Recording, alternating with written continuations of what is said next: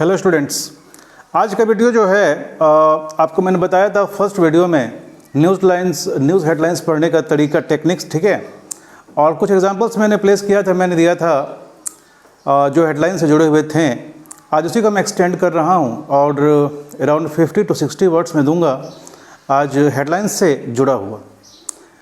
देखो है क्या कि मतलब जो अर्थ आप समझते हो, जैसे नेल का अर्थ आप कांटे समझते हो, लेकिन नेल का अर्थ होता है किसी को सच मानने के लिए मजबूर करना, बाध्य कर देना। देखो कितना डिफरेंसेस है इसके मीनिंग में। आप कहते हो, मान लो जैसे आप कहते हो इन रेड, तो इन रेड का अब आप समझ लो इन रेड का अर्थ क्या हो गया। आप कहते हो लाल, रेड क्या होता है? लाल, ठीक है। लाल आप ये समझते हो, लेकिन इन रेड का मतलब क्या होता है? इन रेड का मतलब होता है इन डेप्ट, यानी कर्ज में या फाइनेंशियल लॉस, ठीक है। तो देखो जो आप समझते हो बिल्कुल ही डिफरेंट निकलता है सेंस न्यूज़ हेडलाइंस का। इसलिए थोड़ा सा परेशानी, कठिनाई आपको होती है उसको पढ़ते समय, ठीक है। चलो हम लोग अब देखते हैं। देखिए आपका फर्स्ट आपका है इन रेड। इन रेड का मतलब क्या है? इन रेड का मतलब देखो है क्या कि कर्ज में या वित्तीय हानि, दैट इज इन रेड। जैसे मान लो आप कहते हो रिलायंस टेलीकॉम इन रेड, इसका मतलब क्या हो गया? इसका मतलब ये हो गया कि रिलायंस टेलीकॉम जो है वो अभी फ़िलहाल वित्तीय हानि का सामना कर रहा है या वो कर्ज में है। सेकंड देखो, आप कहते हो की, आप की का अर्थ समझते हो चाबी, है ना जी।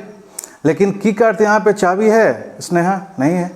की मतलब क्या होता है? जैसे आप कहते हो की पोस्ट, की विटनेस, यानी कि मुख्य गवाह, ठीक है। या आप कहते हो की इश्यू, यानी कि महत्वपूर्ण मुद्दा। तो यहाँ पे की का मतलब चाबी नहीं है, यहाँ पे की का मतलब है महत्वपूर्ण, ठीक है। तो की मतलब महत्वपूर्ण। जैसे की विटनेस एब्डक्टेड, यानी कि प्रमुख जो गवाह है उसका अपहरण कर लिया गया, उसका अपहरण किया जा चुका है। आपको मैंने बताया था देखो लास्ट वीडियो में कि अगर वर्ब थर्ड का यूज़ हो, वर्ब सेकंड का प्रयोग हम लोग हेडलाइंस में कर ही नहीं सकते, नहीं होता है। होता है यूज़ वर्ब थर्ड का, यानी कि पास्ट पार्टिसिपल फॉर्म का। अगर वर्ब थर्ड लगे तो यहाँ पे आप खुद लगा लो has been plus verb third, आपका जो अर्थ है वो क्लियर हो जाएगा। क्या निकला? कि विटनेस हैज़ बीन एब्डक्टेड, ठीक है। What is abduct? To kidnap somebody. फिर देखो आप लेस, लेस का मतलब होता है कड़ी आलोचना करना, यानी टू क्रिटिसाइज समबडी सेवियरली, किसी की कड़ी आलोचना करना। जैसे कहते हो PM laces anti India slogan, यानी कि भारत विरोधी मतलब जो नारा है उसका पीएम जो है वो कड़ी आलोचना करते हैं, या पीएम ने कड़ी आलोचना किया है। अगर आपको V5 दिखाई दे, it means has plus verb third और है प्लस वर्ब थर्ड। फिर देखो आप कहते हो लीड। लीड का मतलब वैसे मतलब होता है बढ़त, बढ़ जाना, आगे निकल जाना। लीड से बना है लीडर, ठीक है ना। लेकिन हेडलाइंस में लीड का अर्थ क्लू भी होता है, यानी कोई नया जानकारी, कोई नया इनपुट, कोई नई बात, कोई नया सुराग, ठीक है। That is lead. जैसे कहते हो new lead in coal scam, इसका मतलब क्या हो गया? कोल स्कैम का मतलब क्या होता है? कोयला घोटाला, ठीक है। देखो घोटाला जो है उसका इंग्लिश आप समझो स्कैम भी होता है, स्कैंडल भी होता है, ठीक है। दोनों में क्या डिफरेंस है? देखो पैसा वैसा का या फंड का जो गबन घोटाला होता है उसका इंग्लिश होता है स्कैम। और सोशल इश्यूज़ में जो कांड होते हैं, जो घटनाएं घटती हैं, इसको हम कहते हैं स्कैंडल। जैसे आप कहते हो यौन उत्पीड़न, इंग्लिश क्या होता है? सेक्स स्कैंडल, ठीक है ना। तो आप देखो लीड क्या हो गया? नई जानकारी या क्लू। जैसे new lead in coal scam का अर्थ क्या हो गया? कोयला घोटाले में एक नया मोड़ आया है या एक नया जानकारी जो है वो मिली है। फिर देखो आप कहते हो लूम, LOOM। लूम का अर्थ क्या होता है? देखो लूम का मतलब होता है कि कोई नेगेटिव थिंग, कोई नकारात्मक चीज़, न कोई नया खराब चीज़, कोई ख़राब चीज़ जो है आने की प्रबल संभावना या छा जाने की प्रबल संभावना। जैसे मान लो कि फ़िलहाल जो है अभी आपका कोविड-19 जो है वो हमारे पूरे बिहार में, यूपी में फैलते जा रहा है। तो आप कहते हो कि बेतिया ज़िले या चंपारण ज़िले में कोविड-19 जो है उसके मतलब फैल जाने की पूरी संभावना है। तो इसका इंग्लिश आप क्या बोलोगे? The threat of the menace of COVID-19 looms large in West Champaran, यानी उसके पूरे फैल जाने की मैक्सिमम पॉसिबिलिटी है, संभावना है।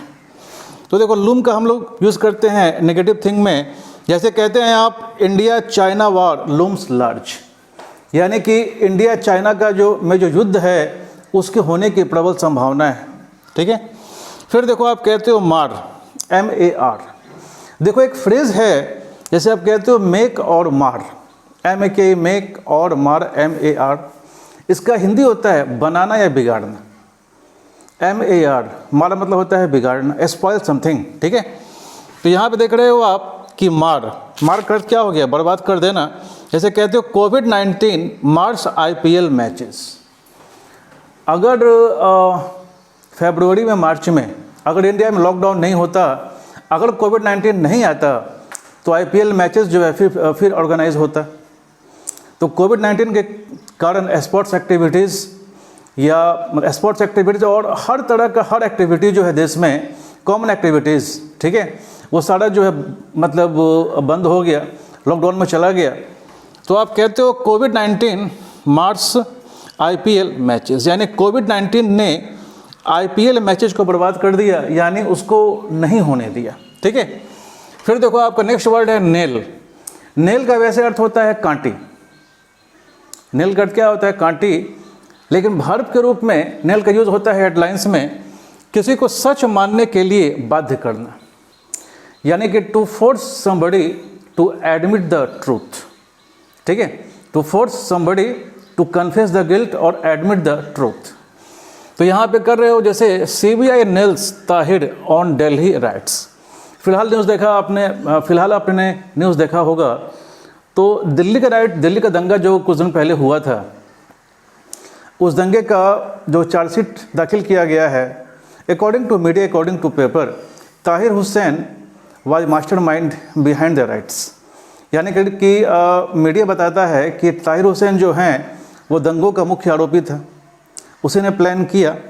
तो देखो आप CBI नेल्स ताहिर, यानी कि CBI जो है वो ताहिर को विवश कर रहा है दिल्ली दंगों के मामले में कि वो हकीकत या सच्चाई पूरा एक्सप्लेन करे, ठीक है। तो किसी को सच मानने के लिए बाध्य करना, दैट इज़ नेल। फिर देखो आप कहते हो नेट।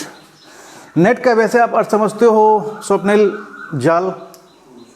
नेट का मतलब अर्थ क्या समझते हो आप, नेट, इंटरनेट, इंटरनेशनल नेट, है ना जी, या आप कहते हो वेब, जाल का।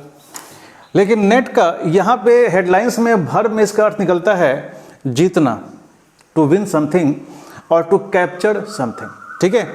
जैसे कहते हो विराट कोहली नेट्स 15 करोड़ इन IPL 2019। तो देखो आप जैसे कि आप जानते हो कि IPL मैचेज स्टार्ट होने के पहले हर साल प्लेयर्स का ऑक्शन होता है। प्लेयर्स की जो बिडिंग है, जो बोली है प्लेयर्स पे लगाई जाती है, और अलग अलग जो IPL टीम है वो प्लेयर्स को जो है हायर करता है एक फंड दे के। तो इसका अर्थ क्या हो गया, विराट कोहली जो है IPL 2019 में विराट कोहली को मिला 15 करोड़ रुपए, उसने जीता या उसको मिला। फिर देखो आप कहते हो ऑप्ट फॉर का मतलब होता है चुनना, यानी कि चूज करना। जैसे कहते हो BJP opt for mid term election. Opt for का मतलब हो गया टू प्रीफर समथिंग, यानी किसी चीज़ को प्रायोरिटी देना या कोई चीज़ की मांग करना या किसी को चूज करना। तो BJP जो है मध्यावधि चुनाव के लिए, मिड टर्म इलेक्शन के लिए BJP तैयार है, is ready, that is opt for. अब देखो आउस्ट का मतलब क्या होता है, आउस्ट का मतलब होता है निकाल देना या हटा देना, ठीक है, हटा देना या निकाल देना। जैसे कहते हो आप कांग्रेस आउस्टेड इन 14 MP इलेक्शंस, ठीक है, 2014 के MP चुनाव में कांग्रेस की हार हुई या कांग्रेस जो है वो सत्ता से बाहर हो गया, तो क्या हो जाएगा, कांग्रेस आउस्टेड इन 14 MP इलेक्शंस। फिर देखो आप कहते हो पैक्ट का मतलब होता है एग्रीमेंट, ठीक है, यानी कि समझौता। जैसे कहते हो new pact for Reliance industry, यानी कि रिलायंस इंडस्ट्री ने एक नया समझौता किया है, एक एग्रीमेंट किया है। तो पैक्ट मीन्स समझौता, ठीक है। कम हम देखें ध्यान से आप। अब देखिए नेक्स्ट वर्ड जो है आपका वो है पेग। पेग मतलब क्या होता है? पेग मतलब होता है टू मेंटेन समथिंग, यानी कि बनाए रखना। जैसे आप कहते हो आरबीआई पेक्स ईएमआई रेट्स, यानी कि रिजर्व बैंक ऑफ इंडिया ने ईएमआई जो कटता है किस्त हर मंथ का, ठीक है, उसके रेट्स को आरबीआई ने मेंटेन रखा है, बनाए रखा है, यानी उसमें कोई फ्लक्चुएशन, उसमें कोई उतार चढ़ाव नहीं हुआ है, ठीक है। फिर देखो आपका नेक्स्ट वर्ड है पेरिल। पेरिल मतलब होता है खतरा या होता है डर। जैसे कहते हो कोरोना पेरिल इन धारावी स्लम। आप जानते हो कि मुंबई शहर का धारावी जो झुग्गी झोपड़ी का जो एरिया है वो एशिया का सबसे बड़ा स्लम है। एशिया का सबसे बड़ा जो है वो झुग्गी झोपड़ी का जो है वो एरिया है। तो आप कहते हो देखो कि कोरोना पेरिल यानी कोरोना का जो खतरा है, डर है इन धारावी स्लम। इस बात की पूरी पॉसिबिलिटी है कि धारावी में अगर अगर कोविड-19 फैलना स्टार्ट हुआ तो मैक्सिमम कैजुअलिटी होगी या मैक्सिमम लोगों का देहांत होगा।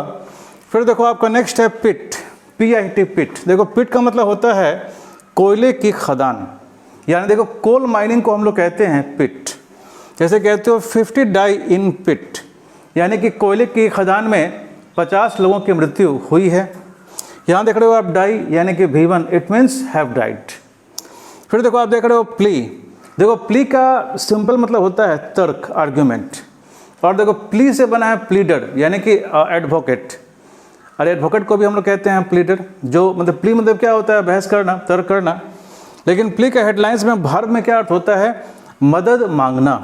जैसे कहते हो कि no response to plea for COVID patients, यानी कि कोविड के जो मरीज हैं उनके लिए जो हेल्प मांगा गया उस पर कोई प्रतिक्रिया नहीं दिया गया, उस पर कोई ध्यान नहीं दिया गया। फिर देखो आप कह रहे हो pledge.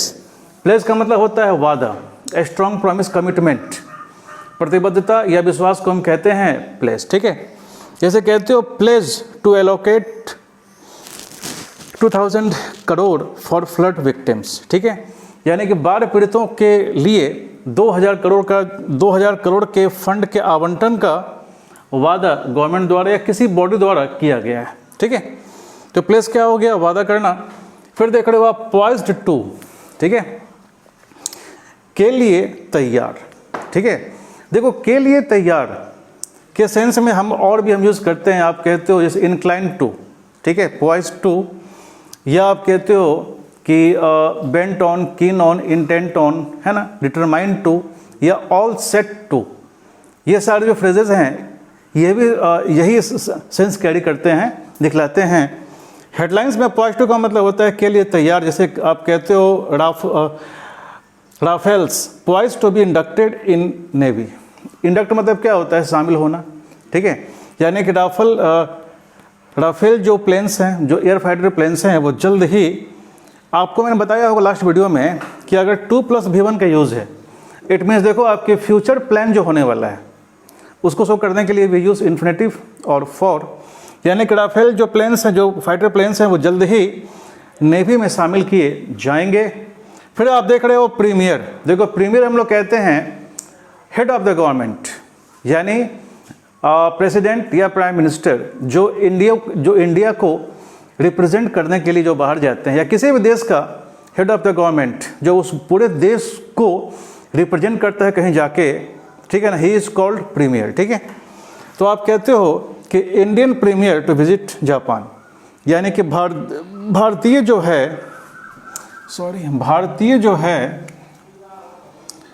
Head of the government जो हैं वो जल्द ही जापान जाने वाले हैं। फिर देखो आप कहते हो प्रोब।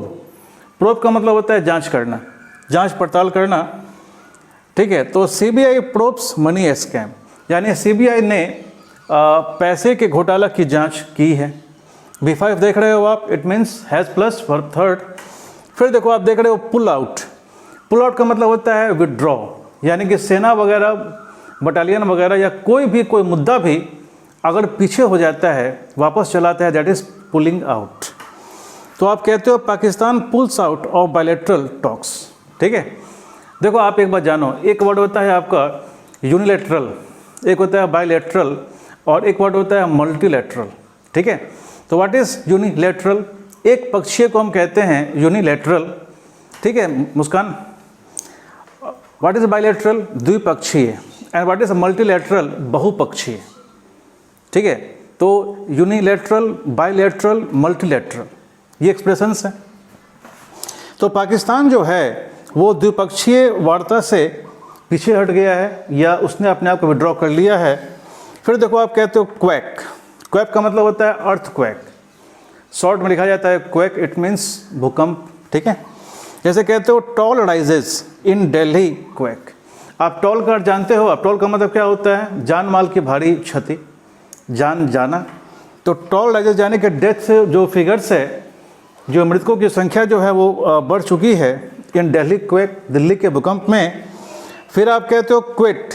देखो क्विट का मतलब होता है टू रिजाइन, यानी इस्तीफा देना या किसी प्लेस को छोड़ना। जैसे कहते हो CM to quit on coal scam, यानी कि चीफ मिनिस्टर जो है वो कोयला घोटाले में रिजाइन दे चुके हैं।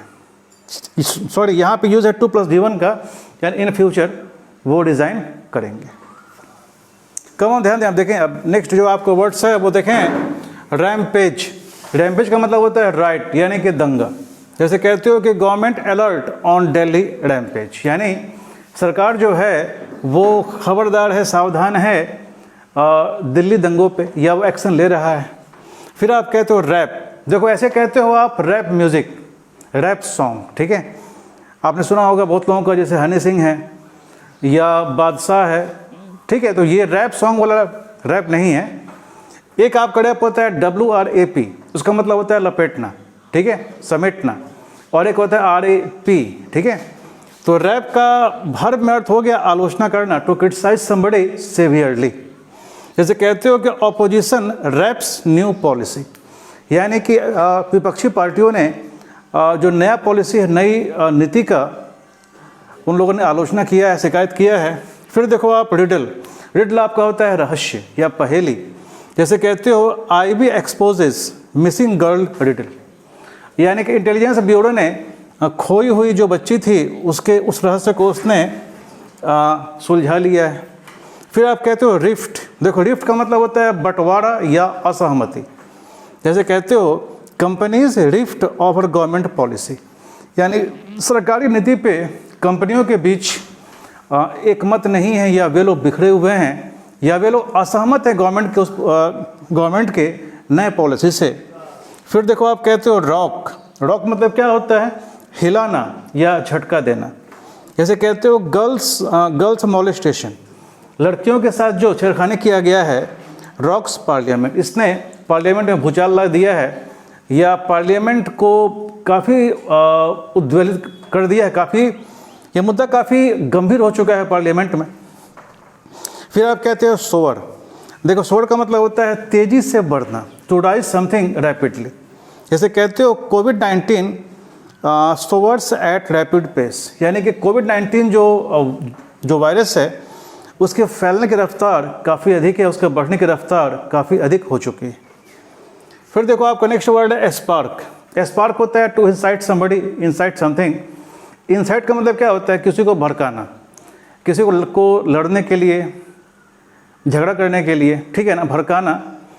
तो स्पार्क होता है भड़काना, इंसाइट। जैसे आप कहते हो CAA बिल स्पार्क्स अनरेस्ट, यानी कि CAA बिल ने काफ़ी अशांति पैदा कर दी है या लोगों को इसके लिए भड़का दिया है।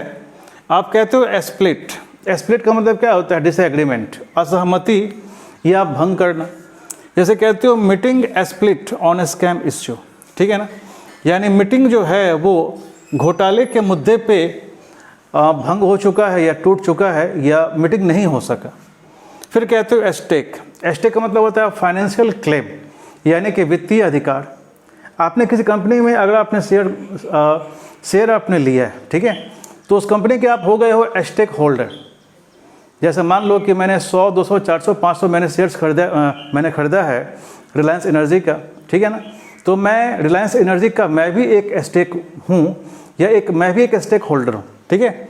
तो स्टेक का मतलब होता है वित्तीय अधिकार। जैसे कहते हो Reliance buys stake in Jet Airways, यानी कि जेट एयरवेज जो है उसमें रिलायंस का भी वित्तीय अधिकार है या उसने वित्तीय अधिकार को खरीदा है। फिर आप कहते हो रॉ होता है कोलाहल या झगड़ा, ठीक है। जैसे कहते हो रॉ ओवर एलोकेशन डिस्पैरिटी क्या होता है? असमानता, असंतुलन, ठीक है। तो फंड के एलोकेशन यानी कि फंड आवंटन का जो असमानता है उसके कारण झगड़ा हुआ है या कोलाहल मचा है। फिर आप कहते हो रूल आउट, इसका मतलब होता है खारिज करना या खंडन करना, ठीक है। आप कहते हो CM rules out mid term poll, यानी चीफ मिनिस्टर जो हैं वो मध्यावधि चुनाव के संभावना से उन्होंने इनकार किया है। ध्यान दें, कमान देखिए, नेक्स्ट जो आपका वर्ड है वो है सैक, ठीक है। सैक मतलब क्या होता है? देखो सैक मतलब होता है जैसे आपने सुना होगा एक डायलॉग होता है यू आर फायर्ड, ठीक है। तो फायर्ड क्या होता है? यू आर फायर्ड मतलब हो गया you are dismissed from the job, यानी कि आपको जॉब से परमानेंट हटाया जाता है, ठीक है। तो सैक मतलब होता है किसी को नौकरी से, किसी को सर्विस से, किसी को जॉब से परमानेंट हटा देना, ठीक है। जैसे कहते हो कि SBI official sacked on money scam, यानी कि पैसे की गबन पे, पैसे के घोटाले पर SBI के अधिकारी को जॉब से बर्खास्त कर दिया गया है। फिर देखो आपका नेक्स्ट है सैगा होता है लंबी कहानी या महागाथ। देखो हम लोग के देश में पिछले 30-40 साल से विमेन एम्पावरमेंट के नाम पे, महिला बिल जो है आपको पार्लियामेंट में पास कराने के नाम पे हर पॉलिटिकल पार्टी दावा करता है, कई बार, हज़ारों बार ये मुद्दा जो है ये मतलब इशू बना, ठीक है। लेकिन अभी तक इसका जो फाइनल जो इसका स्वरूप है वो आ नहीं पाया है, ठीक है। तो लंबा चलने वाला कोई कहानी, that is saga on women empowerment, यानी कि महिला को या नारियों को मजबूत करने के लिए जो लंबी कहानियाँ, ये एक लंबी कहानी है या महागाथा है। फिर देखो आपका नेक्स्ट वर्ड है आपका स्कूप मतलब होता है टू विन समथिंग, यानी कि जीतना, ठीक है। जैसे कहते हो blind girl scoops 5 crore in KBC, blind girl scoops 5 crore in KBC, यानी कि अंधी लड़की ने KBC में 5 करोड़ रुपए जीता या वो जीत चुकी है। फिर देखो आप कहते हो स्क्रैप का मतलब क्या होता है? स्क्रैप का मतलब होता है हटा देना या फेंक देना। स्क्रैप को देखो नाउन में अर्थ होता है कचरा या एक्स्ट्रा पार्ट्स या फेंका हुआ चीज़, ठीक है। लेकिन स्क्रैप का वर्ब में मतलब हेडलाइंस में क्या अर्थ निकलेगा? हटा देना या फेंक देना। जैसे कहते हो आप मिनिस्ट्री स्क्रैप्स रिवाइवल प्लान्स, यानी कि लोगों को बसाने का या रिवाइव करने की जो योजनाएं हैं उसको मिनिस्ट्री ने फ़िलहाल हटा दिया है या फ़िलहाल वो इम्प्लीमेंट नहीं होगा। फिर देखो आपका सेट टू का मतलब क्या होता है? किसी एक्शन के लिए अपने आप को प्रिपेयर करना या तैयार रहना। जैसे कहते हो unemployment set to rise due to कोविड-19, ठीक है। यानी कि ये बात 100% तय है कि कोविड-19 के कारण देश में तेज़ी से बेरोजगारी बढ़ेगी और इसको बढ़ने से कोई भी रोक नहीं सकता है। ये सिर्फ इंडिया में ही नहीं, ऑल ओवर द वर्ल्ड, यानी कि अनएम्प्लॉयमेंट सेट टू राइज, यानी कि बेरोजगारी जो है वो वर्ल्ड में सिर्फ इंडिया में नहीं पर दुनिया में बढ़ेगी ड्यू टू कोविड-19। इसके बाद देखो आपका है सीज होता है जब्त करना, ठीक है। कोई नेगेटिव थिंग्स जैसे कि आप कहते हो इलीगल आर्म्स हो गया या ड्रग हो गया या कोई भी अगर ऐसा चीज़ जो समाज के लिए खतरा है, देश के लिए खतरा है, तो डिफेंस या सिक्योरिटी फोर्सेस उनको जब्त करती हैं। तो सीज होता है जब्त करना। जैसे कहते हो illegal arms seized at Bettiah station, यानी कि हमारे बेतिया स्टेशन पर जो है अवैध हथियारों को जब्त किया गया है। फिर आप कहते हो सेड, देखो सेड मतलब होता है छुटकारा पाना या हटाना, ठीक है। जैसे Jet Airways to shed 10,000 jobs, इसका मतलब क्या हो गया कि जेट एयरवेज कंपनी जो है वो अपने यहाँ कार्यरत 10,000 लोगों की जॉब छीनेगी या 10,000 लोगों को जॉब से वो हटाएगी। तो सेट मतलब क्या हो गया? छुटकारा पाना या हटाना। देखो इसमें एक बात आप ध्यान दोगे काजल, सेट का प्रयोग कई रूप में होता है। जैसे आप कहते हो कि सी इज शेडिंग टीयर्स, इसका अर्थ क्या हो गया? वो आंसू बहा रही है। सेड टीयर्स, आंसू बहाना, है ना। तो यहाँ पे सेट का क्या सेंस है? यहाँ पे है कि हटाना या रिमूव करना या डिसमिस करना। फिर देखो आपका नेक्स्ट वर्ड है स्लैम का मतलब होता है कड़ी आलोचना करना। देखो आप स्लेट कहो, स्लैम कहो, ठीक है, रैप कहो, RAP रैप, ठीक है ना। इन सब का अर्थ एक ही होता है, टू क्रिटिसाइज समबडी सिवियरली, किसी की बहुत ही कड़ी आलोचना करना। तो अपोजिशन स्लैम्स पीएम मोदी, ठीक है, विपक्षी पार्टियों ने पीएम मोदी की कड़ी आलोचना की है। फिर देखो आपका नेक्स्ट है स्लैश। स्लैश का अर्थ क्या होता है? स्लैश का अर्थ तेज़ी से काटना होता है, टू कट समथिंग रैपिडली। जैसे कहते हो ministry to slash education expenditure, यानी मतलब शिक्षा में होने वाले खर्च की कटौती मंत्रालय करने वाला है, क्योंकि यहाँ पे 2+V1 आप देख रहे हो। फिर देखो आप देख रहे हो स्लेट। स्लेट क्या हो गया? वही कड़ी आलोचना करना। जैसे कहते हो UP CM slates MP CM, यानी यूपी जो सीएम है, चीफ मिनिस्टर हैं, उन्होंने एमपी के सीएम की कड़ी आलोचना की है। देखिए ध्यान दें आप, जो आपका नेक्स्ट वर्ड्स है, देखो आपका जैसे आप कहते हो storm out of. Storm out of का मतलब होता है to leave a place angrily, यानी किसी जगह से मतलब क्रोध में आकर वहाँ से निकलना, ठीक है ना। जैसे कहते हो BJP MLAs storm out of meeting, यानी मीटिंग से बीजेपी एमएलएज जो हैं वो क्रोध में निकले हैं या गुस्से में उन लोगों ने उस मीटिंग को छोड़ दिया है। फिर देखो आपका नेक्स्ट वर्ड है स्टन। स्टन होता है सदमे में डालना या किसी को मतलब शॉक्ड करना। जैसे कहते हो कोविड-19, ठीक है, डेथ फिगर्स स्टन मुंबई, यानी कि कोविड-19 के जो आंकड़े हैं, इसने मुंबई में होने वाला जो डेथ है, जो आंकड़ा मृतकों का है, उसे पूरे शहर को उसने सदमे में डाल दिया है। फिर देखो आप कहते हो सर्ज। सर्ज क्या होता है? अचानक तेज़ी से बढ़ना या अचानक वृद्धि या उफान होना। जैसे कहते हो सर्ज इन कोविड पेशेंट्स, यानी कोविड पेशेंट्स के मामले में, कोविड पेशेंट्स की संख्या में बेतहाशा वृद्धि अचानक हुई है। फिर आप कहते हो स्वैप। देखो स्वैप होता है एक्सचेंज करना, यानी कि बदलना। जैसे कहते हो आई स्वैप गर्ल बेटर, यानी कि आपने ये सुना होगा कि आपका नेत्र दान होता है, यानी कि आँख जो है लोग दान करते हैं, ठीक है।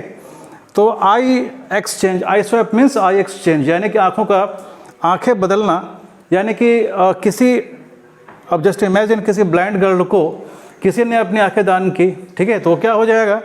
आई स्वैप गर्ल बेटर, अब वो जो लड़की है वो अच्छी है। फिर देखो आप कहते हो टॉल। टॉल क्या होता है? टॉल होता है डेथ फिगर्स, यानी मौत के आंकड़ों को हम लोग कहते हैं टॉल। जैसे कहते हो राइट टॉल राइजेस, यानी कि दंगे में मृतकों का जो आंकड़ा है, जो फिगर्स है, वो काफ़ी तेज़ी से बढ़ रहा है, बढ़ चुका है।